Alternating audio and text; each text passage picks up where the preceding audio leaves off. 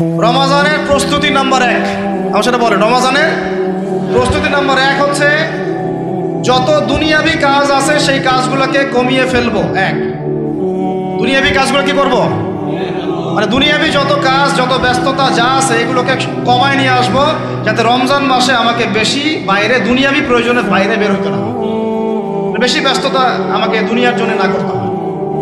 মনে করেন যে আপনি চাইলে এখন যদি সামর্থ্য থাকে রমাদান এবং ঈদের বাজার করে রাখতে পারেন, কারণ লাইলাতুল কদর নষ্ট করে ঈদের বাজার, রমজানের অনেক রুহানিয়াত নষ্ট করে দেয় দুনিয়াবি বাজার ঘাট, তাই না? সবার সামর্থ্য হয় না, সবার সামর্থ্য হয় না, কিন্তু বড় বড় যে বিষয়গুলো আছে, বড় বড় খাবার, মৌলিক খাবার, এগুলো আপনি 2 মাসের জন্য বাসায় রাখতে পারেন, সামর্থ্য থাকে। সামর্থ্য নাই তাহলে সেটা আলাদা বিষয়। মোট কথা এটা শুধু একটা বিষয় বোঝাচ্ছি না, দুনিয়াবি যত ব্যস্ততা এগুলোকে কমায় রমাজানের জন্য প্রিপারেশন নিতে হবে। আল্লাহ পাক আমাদেরকে সবাইকে রমাদানের জন্য প্রিপারেশন নেওয়ার তৌফিক দান করেন। এটা হলো মনস্তাত্ত্বিক প্রিপারেশন, যে রমাদান আসতেছে, আমি শাবান মাসেই আমি আমার কাজগুলো গোছাই নিব, যাতে রমজানে আমি ফারেক থাকি ইবাদতের জন্য। বুদ্ধিমানের কাজ না এটা? আল্লাহ পাক তৌফিক দান করেন, আমিন। 2 নম্বর হচ্ছে ভাই, রমজানের আমরা সবাই 30টা সম রাখবো বলে নিয়াত করি, আল্লাহ পাক তৌফিক দান করেন, আমিন। কিন্তু এখানে একটা কথা, 2 নম্বরটা হচ্ছে রোজা রাখার মতো রোজা রাখতে হবে। কি বললাম বলেন? রোজা রাখার মতো রাখতে হবে। এটা কেন বললাম, কেন বললেন ভাই? উত্তর দিচ্ছিস। উপোস থাকা, না খেয়ে থাকা আর সম রাখা এক জিনিস নয়। পানি ছেড়ে দেওয়া, খাবার ছেড়ে দেওয়া আর ইসলামী সম এক জিনিস নয়। অনেক ধর্মের মানুষ খাবার পানি ছেড়ে দিয়ে থাকে, উপাস থাকে, থাকে না? হাদিসের মধ্যে নবীজি বলেছেন যে যে ব্যক্তি রোজা রেখে অন্যায় কাজ ছাড়তে পারলো না, মানে আল্লাহর মাসিয়াত ছাড়তে পারলো না, এই যে কাবায়ের ফাওয়াহিশ এগুলো ছাড়তে পারলো না, অশ্লীলতা ছাড়তে পারলো না, মিথ্যা ছাড়তে পারলো না, বেহায়াপনা ছাড়তে পারলো না, তার না খেয়ে থাকায়, পানি না পান করায় আল্লাহর কিচ্ছু যায় আসে না। আর রোজার বিষয় বুঝলাম। রোজা কাকে বলে ভাই? মানে রোজা মানে হচ্ছে আমি আল্লাহ পাকের সমস্ত নিষেধ ছেড়ে দিব। কি করব? আল্লাহর সমস্ত নিষেধ, রোজা থেকেছি, পানি খাচ্ছি না, খাবার খাচ্ছি না, কার ভয়ে? গোসল করার সময় এক ঢোক পানি খেলে কে দেখবে? এই চেতনা তখন কাজ করে, তখন কাজ করে না? চুপ করে 1 লোকমা ভাত খেলে কে দেখবে? কেউ দেখবে? আল্লাহ ছাড়া কেউ দেখবে? কেউ দেখবে না। তারপর আপনি খান না কেন? আপনি খান না কেন? কারণ আপনি অনুভব করেন যে আল্লাহ পাক আমাকে দেখছেন। এটাই হলো ইহসান। এটার নাম কি? ইহসান। এটাই বলা হচ্ছে হাদিসে জিবরিলের মধ্যে, আনতা আবুদুল্লাহ কাআন্নাকা তারাহ, তুমি এমন ভাবে আল্লাহর ইবাদত করো যেন তুমি আল্লাহকে দেখতে পাচ্ছ। ওয়া ইল্লাম তাকুন তারাহু, তুমি যদি আল্লাহকে দেখতে না পারো জেনে রাখো ফাইন্নাহু ইয়ারাক, আল্লাহ পাক তোমাকে দেখছেন। এটাকে বলে আল্লাহ কনসিয়াসনেস বা ইহসান বা তাকওয়া। আর তাকওয়া হাহুনা, তাকওয়া কোথায়? এখানে। আপনি সওমের আয়াতটা পড়েন, কুতিবা আলাইকুমুস সিয়াম কামা কুতিবা আলাল লাযিনা মিন ক্বাবলিকুম লাআল্লাকুম কি তাত্তাকুন, তোমাদের উপর সওমকে ফরজ করা হয়েছে ঠিক যেমন করে আগের উম্মতদের উপরেও করা হয়েছিল। উদ্দেশ্য হচ্ছে লাআল্লাকুম তাত্তাকুন, যাতে করে তোমরা তাকওয়া অবলম্বন করো। তাকওয়া মানে আল্লাহ কনসিয়াসনেস, এই যে আমি খাচ্ছি না, পান করতেছি না, আমি বিশ্বাস করি আল্লাহ আমাকে দেখতেছেন, এই তো। সেই বান্দা কেমন করে রমজান চলে গেলেই বেনামাজি থাকতে পারে? রমজান চলে গেলে কি আল্লাহ তাকে আর দেখে না? সেই বান্দা কিভাবে সুদ খায়, তখন কি আল্লাহ তাকে দেখে না? সেই বান্দা, একই বান্দা কিভাবে জেনা করতে পারে, মেয়েকে নিয়ে কেমন করে বাইকে ঘুরতে পারে, কেমন করে গায়রা মাহরামের সাথে আমরা ইয়ে করতে পারি, প্রিমিক্সিং করতে পারি, কেমন করে সে সমকামিতার দিকে ধাবিত হতে পারে, কেমন করে সে জুয়া খেলতে পারে, কেমন করে সে মাদক খাইতে পারে, কেমন করে সে আল্লাহ দ্রোহী আইন বাস্তবায়ন করতে পারে, যদি সে এটা চেতনা, এই চেতনা থাকে যে আল্লাহ আমাকে দেখছেন। এই চেতনাটাকে বদ্ধমূল করার জন্যই রমাজান আসে। বলেন সুবহানাল্লাহ। আমি বুঝাতে পারলাম রোজা রাখার উদ্দেশ্যটা কি? ওই জিনিসটাকেই আমাদের ভিতরে ইনস্টল করাই হলো উদ্দেশ্য। লাআল্লাকুম, অবশ্যই বলেন লাআল্লাকুম তাত্তাকুন। তাকওয়া কি কিনতে পাওয়া যায় বাজারে? এই যে আল্লাহ পাক আমাকে দেখছেন, আমি খাবো, আল্লাহ আমাকে দেখছেন, আমি পান করতে পারবো না, আমার রেস্ট্রিকশন আছে, পিপাসায় গলা ফেটে যাচ্ছে একেবারে রোদের মধ্যে, তাও খাচ্ছি না কেন? কার ভয়ে? ওইটাই জীবনের সব ক্ষেত্রে বাস্তবায়ন করার জন্যই রমজান আসে। বুঝতে পারি নাই মনে? ওই চেতনাটাই, একই চেতনাটাই জীবনের সবগুলো কাজে বাস্তবায়ন করার জন্য কি আসে? রমাদানের সম আসে। আমরা শুধু রোজার ফজিলত নিয়ে বয়ান করি, রোজা রাখলে 70 গুণ নাকি হবে না, 70 গুণ হবে, 700 গুণ বাড়াই দেবে। মূল কথা ফজিলত তো ফজিলত পাবোই, মূল কথা এইটা, তাকেও অবলম্বন করতে হবে। আল্লাহ পাক আমাদেরকে তৌফিক দান করেন। কটা বলছি বলেন ভাই? 2টা মনে থাকবে। 1, দুনিয়াবি কাজ কমায় ফেলা। 2, কি রোজা রাখার মতো রাখা। 3 নাম্বার হচ্ছে, এটা আমার নিজস্ব একটা পরামর্শ আর কি। 3 নাম্বার হচ্ছে রোজা রাখার জন্য আমাদের সাহারি করতে হয়, ইফতার করতে হয়। এই তো আল্লাহর ওয়াস্তে সাহারি এবং ইফতারে মুসলমানের মতো খাবার খাবেন, জানোয়ারের মতো খাবার খাবেন না। সাহারি এবং ইফতার এই দুটোতে কি খাবেন? মুসলমানের, মুমিনের মতো খাবার খাবেন, জানোয়ারের মতো খাবার খাবেন না। আল্লাহ পাক বোঝার তৌফিক দান করেন। মানে আমরা কিন্তু সাহারিতে কি করি জানেন? 60 পেট খাই। কয় পেট? নবীজি বলেছেন খাবে পেটের 1 ভাগ খাবার, 1 ভাগ পানি, 1 ভাগ, আবার বলি 1 ভাগ খাবার, 1 ভাগ পানি, 1 ভাগ। কার পেট খালি আছে এখন খাওয়ার সময় খাওয়ার টেবিলে? আমাদের ওস্তাদরা বলেন যে মুসলিম উম্মাহ, আমাদের ওস্তাদরা বলেন যে মুসলিম উম্মাহ খাবার টেবিলে হেরে গেছে, সে কখনো জিহাদের মাঠে জিততে পারবে না। বুঝতে পারেন নাই? বুঝতে পারলাম না মনে হয়। যারা খাবারের টেবিলেই হেরে গেছি, এখানেই তো আপনি সুন্নাহ মাফিক খাইতে পারতেছেন না, প্রবৃত্তির কাছে হেরে গেলেন, গপ গপ গপ গপ করে খাচ্ছি 7 পেট ভর্তি করে। এখানে তো খাবারের সামনেই হেরে গেলাম, প্রবৃত্তির সামনে। সে আবার কাফেরদের সাথে জিতবে কেমনে? জিতবে আগে নিজের প্রবৃত্তির উপর জিহাদে তো জিততে হবে। আমার মন চাচ্ছে যে না করি, করবো না, এটার নাম জিহাদ, এটাও জিহাদ। মন চাচ্ছে সুদ খাই একটু, খাবো না, এটার নাম কি? জিহাদ। মন চাচ্ছে নামাজ না পড়ি, ঘুমায় থাকি, মন চাচ্ছে না, মন বলতেছে ঘুমাই ঘুমাই ঘুমাই, কিন্তু নামাজ পড়তে হবে। এই উঠলাম, অজু করলাম, গেলাম, এর নাম কি? এটাও এক প্রকার কি, বরং নফসের সাথে জিহাদটা অনেক বড় জিহাদ বলা হয়েছে, বলা হয় নাই? এটা মানুষকে শক্ত করবে। একটা মেয়ে সেটা প্রেম করতে মন চায়, করবো না, ওকে দেখবো না, যাবো না কাছে, এটা শক্ত থাকার নাম কি? এটা মনে নফসের সাথে কি, বুঝেন? আল্লাহ পাক আমাদেরকে নফস শক্ত করার তৌফিক দান করেন। ভাই খাবার ইফতারেও এভাবে 7 পেট খাবেন না, সারিতেও খাবো না, কথা করি তো ইনশাল্লাহ। শোনেন, পরিমিত খাবেন, পুষ্টিকর খাবার খাবেন, পরিমিত খাবেন কিন্তু পুষ্টিকর খাবার খাবেন, তাহলে যথেষ্ট হবে ইনশাল্লাহ। আর এখনকার যে খাবার, এতে বেশিরভাগই ভেজাল। যত বেশি খাবো তত দ্রুত অসুস্থ হব। এই যে আমরা দিন দিন যে দুর্বল হয়ে যাচ্ছি, বুঝতে পারতেছেন না আপনারা? এটা দিন দিন যে আমরা আগের জেনারেশনের মতো শক্ত না। আমাদের দাদারা, তার দাদারা যেরকম স্ট্রং ছিলেন, আমাদের ইয়াংরাও কিন্তু অত স্ট্রং না। একটা ইয়াং ছেলেকে আপনি এখন 50 বছরের একজন মুরব্বীর সাথে পাঞ্জা লাগায় দেন, পারবে না, ওই চাচাই জিতবে। এটার কারণ হচ্ছে ভেজাল খাবার, ভেজাল পরিবেশ, ভেজাল সব কিছু। আমরা যা খাচ্ছি বেশিরভাগই বিষ। আর আল্লাহর কসম, এগুলো মনিটর করার দায়িত্ব সরকারের, এগুলো মনিটর করার দায়িত্ব প্রশাসনের। এদেরকে মোবাইল কোর্টের আওতায় নিয়ে এসে একদম 1 বছরের জন্য ঢুকাইতে ভিতরে। আইনের সঠিক প্রয়োগ হলে এমনি সেটা হয়ে যাবে। বাঙালিদেরকে শুধু মিষ্টি মিষ্টি কথা বলে কাজ হবে না, মাঝে মাঝে কঠিন শাসন লাগে। বড় বড় কান্ট্রিগুলো আপনারা দেখে আসেন, মনে করেন রাস্তায় ড্রাইভিংয়ের সীমা দেওয়া আছে 100 কিলো, ওরা যদি 110, 120 চালায়, কেউ কিচ্ছু বলবে না, কোনো ট্রাফিক পুলিশও নাই। মোবাইলে একটা মেসেজ চলে আসবে যে তোমার এই 1500 রিয়াল, 2000 রিয়াল জরিমানা করা হয়েছে। দিবানা ড্রাইভিং লাইসেন্স বাতিল, ওটা বাতিল তো হবেই, 6 মাসের জন্য জেল খাটবে, বাপ করে টাকা দিয়ে আসবে। টাকা না দিলেও আর ভয়ে চালাবে না, বাবারে বাবা একবার 1500 রিয়াল খাইছি, আবার খাওয়া যাবে। আইন শুধু থাকলে হয় না, আইনের একদম কঠোর বাস্তবায়ন থাকতে হবে। এই জিনিসটা যদি থাকে, দেখবেন সমাজ ঠিক হয়ে গেছে ইনশাআল্লাহ। আল্লাহ পাক আমাদের সবাইকে কথাটা মন থেকে বোঝার তৌফিক দান করুন। আমরা কি কারো শত্রু? আমরা সবার শুভাকাঙ্ক্ষী। যদি এই জিনিসটা শক্তভাবে বাস্তবায়ন করা যায়, দেখবেন খাবারের ভেজাল এমনি বন্ধ হয়ে গেছে। মানুষকে মেরে ফেলতেছে খাবার দিয়ে, 3 দিনের বাসি তেল দিয়ে রান্না করছে, বললো একদম টাটকা রান্না খেয়ে ফেলে।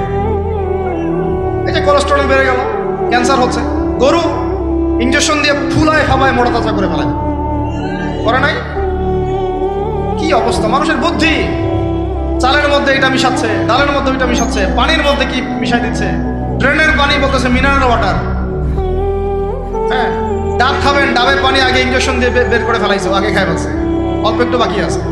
ওটার দাম ঢাকার চেয়ে 150 টাকা। নিচ থেকে উপর পর্যন্ত আমাদের সমাজে খালি প্রতারণা চলতেছে।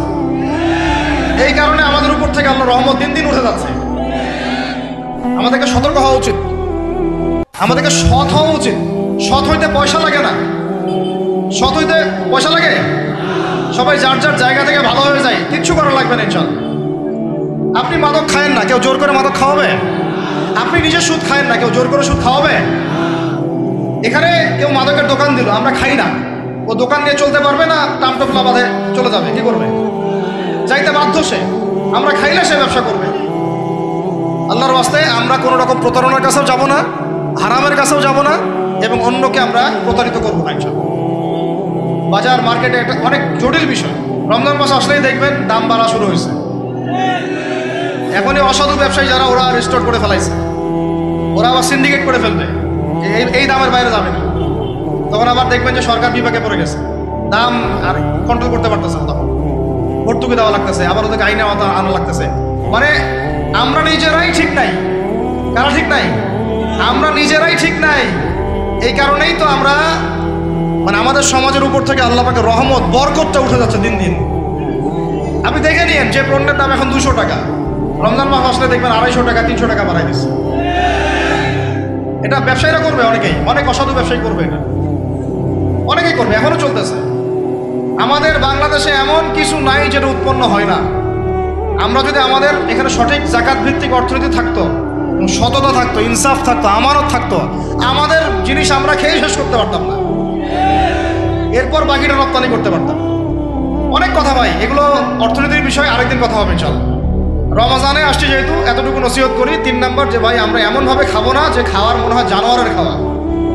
ঠিক আছে ভাই, পুষ্টিকর খাবার খাবো, কিন্তু পরিমাণে কম। কম বলতে কি একবারে কম না, আপনার প্রয়োজন অনুযায়ী 3 ভাগ করে, 1 ভাগ খাবার, 1 ভাগ পানি, 1 ভাগ ফাঁকা, সুন্নাহ অনুযায়ী। আল্লাহ পাক তৌফিক দান করেন, আমিন। 4 নম্বর হচ্ছে রমাদান মাস মানেই কোরআন। রমাদান মাস মানে কি? এই রমজানে আমরা সবাই বেশি থেকে বেশি কোরআন তেলাওয়াত করবো ইনশাআল্লাহ। কারা কারা পারি হাত তুলি? আলহামদুলিল্লাহ, হাত নামান। সবাই পারেন কোরআন তেলাওয়াত? মাশাআল্লাহ মাশাআল্লাহ। এইটাই তো চাই, বাংলাদেশের ঘরে ঘরে প্রত্যেক ব্যক্তি যেন কোরআন তেলাওয়াত করা জানে, এটাই তো আমরা চাই। এমন যদি হয় যে 100% মানুষ কোরআন তেলাওয়াত করতে পারে, 16 কোটি মুসলিম, দিন কায়েম হয়ে যাবে ইনশাআল্লাহ। ইনশাআল্লাহ ইনশাআল্লাহ। ভিতরে কাজগুলো করেন, আল্লাহ পাক তৌফিক দান করেন। তো ভাই, কোরআন আমরা রমজানে বেশি থেকে বেশি পড়বো ইনশাআল্লাহ ভাই, ঠিক আছে? যারা পারি না, একটা লিমিট ফিক্স করি, কমপক্ষে দিনে 1 পারা, দিনে কমপক্ষে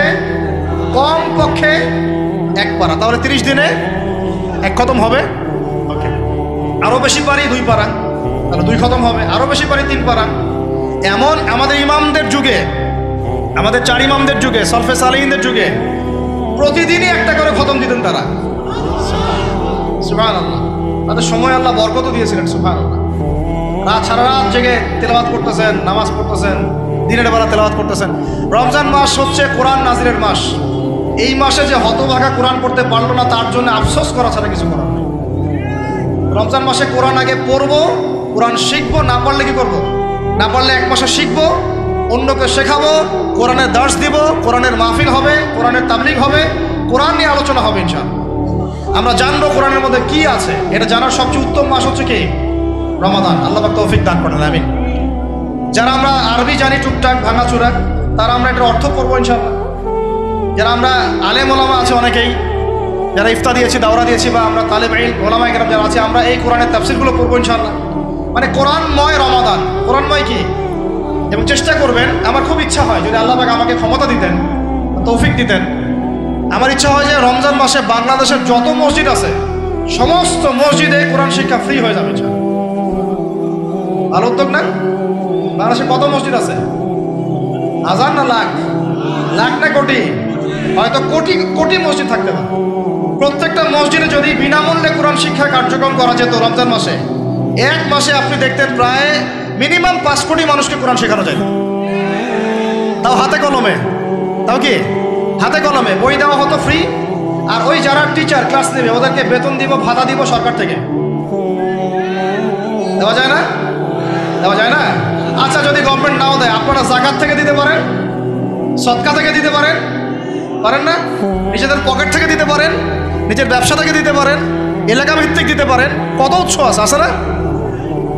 যদি এভাবে প্রত্যেকটা মসজিদ থেকে কোরআন শিক্ষা কার্যক্রম চালু করা হয় রমজান মাসে, আমরা দোয়া করি আল্লাহ পাক যেন এই কথাটা পৌঁছে দেন উপরের লেভেলে, এবং তারা উদ্যোগ নেয়। জানি না উদ্যোগ নেবে কিনা, আমাদের দায়িত্ব পৌঁছে দিলাম। তো অ্যাটলিস্ট যদি সবগুলো মসজিদও নাও হয়, প্রত্যেকটা এলাকায় যদি একটা করে মসজিদও হয়, তবুও দেখবেন কয়েক কোটি মানুষকে কোরআন শেখানো যাবে ইনশাআল্লাহ। কোরআন ছাড়া এই জাতিকে আপনি ফিরাতে পারবেন না। কোরআন ছাড়া এই যুবকদেরকে মাদক থেকে ফেরানো যাবে না। কোরআন ছাড়া এই যুবকদেরকে জেনা থেকে ফেরানো যাবে না। এই টিকটক প্রজন্ম হয়ে এরা নষ্ট হয়ে গেছে, শেষ হয়ে গেছে। বাংলাদেশে আশঙ্কাজনক হারে এখন সমকামিতা বাড়তেছে, আশঙ্কাজনক হারে এখন জেনা, ব্যভিচার, পরকীয়া এগুলো বেড়ে গেছে। মাদক দ্রব্যের কি ছয়লা, এই যে গুন্ডামি, মাস্তানি, ছিনতাই কারা করতেছে? যারা ইয়াং ছেলে পেলে এরা করতেছে। এদেরকে ফিরাইতে হইলে কোরআন ছাড়া কোনো গতি নাই। আইয়ামে জাহেলিয়াতের সেই মানুষগুলো কোরআনের আলোয় শ্রেষ্ঠ মানুষে পরিণত হয়েছে। কথা বুঝতে পারেন নাই?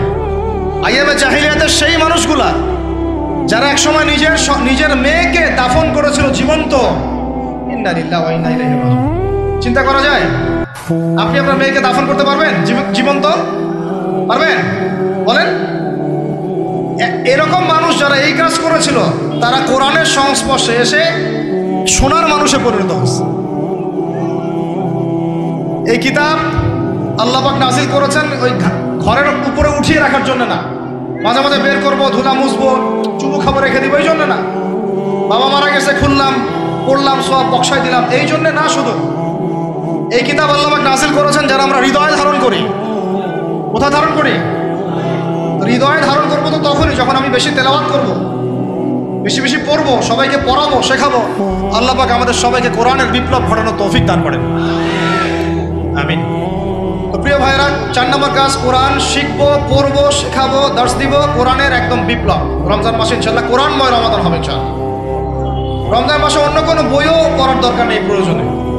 কোরআন পড়েন, হাদিস পড়েন আর কোরআন পড়েন। কোরআন এবং হাদিস, অন্য কোনো বই, বিষয়ভিত্তিক বই পড়ার দরকার নেই। আর অ্যাটলিস্ট 1 মাস আপনি না পড়েন। এরপরে আসি 5 নাম্বার। একটু বড় হয়ে যাচ্ছে যদিও, আমি সংক্ষিপ্ত করে বোঝাচ্ছি, শোনেন। 5 নাম্বার হচ্ছে রমাদান মাসে, একটু ধৈর্য ধরেন। রমাদান মাসে আমরা ফরজ ইবাদতগুলোকে সর্বোচ্চ গুরুত্ব দিব ইনশাআল্লাহ। যেমন সবার আগে কি? সালাত। এই একটাই পথ, সালাত। সালাত নাই, ইসলাম নাই। সালাত নাই, সে ব্যক্তি মুসলিম না। সোজা কথা শোনেন, সালাত অস্বীকার করে সে ব্যক্তি মুসলিম না। নবীজি বলছেন, মান তারাকা সালাতান মুতাআম্মিদান ফাকাদ কাফারা। কেউ যদি ইচ্ছা করে সালাতকে অস্বীকার করে, ছেড়ে দেয়, সে ব্যক্তি কি হয়? কাফারা, কুফরি করে। সালাত না পড়ার কারণে ইমামগণ বলেছেন তাকে মুসলমানদের কবরস্থানে দাফনও করবা না। কোন কোন ইমাম বলেছেন তাকে জানাজাও দিবা না। কোন কোন ইমাম বলেছেন তাকে জেলখানায় বন্দি করে রাখবা। কোন কোন ইমাম বলেছেন তাকে মৃত্যুদণ্ডের শাস্তি দিবা। আমি এমনি এমনি বলতেছি না, ইমামদের কওলগুলো পড়ে দেখেন। নামাজ না পড়াটা যেমন তেমন পাপ না তো, ইচ্ছা হইলে পড়লাম, ইচ্ছা হইলে পড়লাম না, এমন না। যারা নামাজি তারাও যদি নামাজে সচেতন না হয়, তাদের জন্যও শাস্তি আছে। নাউযুবিল্লাহ। ফাওয়াইলুল লিল মুসাল্লিন আল্লাযীনা হুম আন সালাতিহিম সাহুন আল্লাযীনা হুম ইউরাউনা ওয়া ইয়ামনাউনাল মাউন। এখানে বলা হচ্ছে মুসল্লিদের জন্য দুর্ভোগ, যে মুসল্লিরা নামাজ সম্পর্কে গাফেল, উদাসীন। আবার যারা মানুষকে দেখানোর জন্য নামাজ পড়ে এবং এই যে ছোটখাটো সাহায্য করতে অস্বীকৃতি জানায়, সূরা মাউন পড়েন। তাহলে মুসল্লিদের জন্য গাফেলতির যদি শাস্তি হয়, তাহলে যারা পড়ে না ওদের কি হবে বলেন? ওই যে ওই সূরাটা কি জানি নাম, মুজাম্মিল না মুদ্দাসসির, হাফেজে কোরআন কে আছে? মা সালাকাকুম ফি সাকার। জাহান্নামে যখন ঢুকানো হবে, এই ফেরেশতারা জিজ্ঞাসা করবে, কিসে তোমাদেরকে জাহান্নামে নিয়ে আসলো? কি পাপ করছিলা? তারা বলবে, তখন তারা বলবে ক্বালু, তারা বলবে, ওই জাহান্নামীরা বলবে, লাম নাকু মিনাল মুসাল্লিন। কি বলবে তারা? লাম নাকু মিনাল মুসাল্লিন, আমরা মুসল্লি ছিলাম না, আমরা নামাজ পড়তাম না। তাহলে বেনামাজির পরিণতি কি বলেন? জাহান্নাম। ওয়ালাম নাকু নুতঈমুল মিসকিন, আর আমরা মিসকিনদেরকে খাবার দিতাম না। সুবহানাল্লাহ। আল্লাহ পাক আমাদেরকে সালাত আদায় করার তৌফিক দান করেন। রমাদান মাসে শক্ত করে নামাজ ধরবেন ইনশাআল্লাহ, আল্লাহ পাক তৌফিক দান করেন। 5 ওয়াক্ত নামাজ চেষ্টা করবো জামাতে পড়ার জন্য। যদি জামাত ছুটেও যায় তাও পরে জামাত করে নেবেন, সেটাও না পড়েন, অ্যাটলিস্ট বাসায় পড়বেন। রাজি আছেন? 6 নাম্বার হচ্ছে, এটা কত 6 বলছে 5। 6 নাম্বার হচ্ছে ফরজের পাশাপাশি সুন্নত এবং নফলের পাবন্দি। ফরজের পাশাপাশি সুন্নত এবং নফলের পাবন্দি মানে দেখেন, ফরজ নামাজের আগে পিছিয়ে অনেক নামাজ আছে না সুন্নত। দৈনিক 12 রাকাত সুন্নত যে ব্যক্তি পড়বে তার জন্য জান্নাতে ঘর নির্মাণ করা হবে। কোন 12 রাকাত?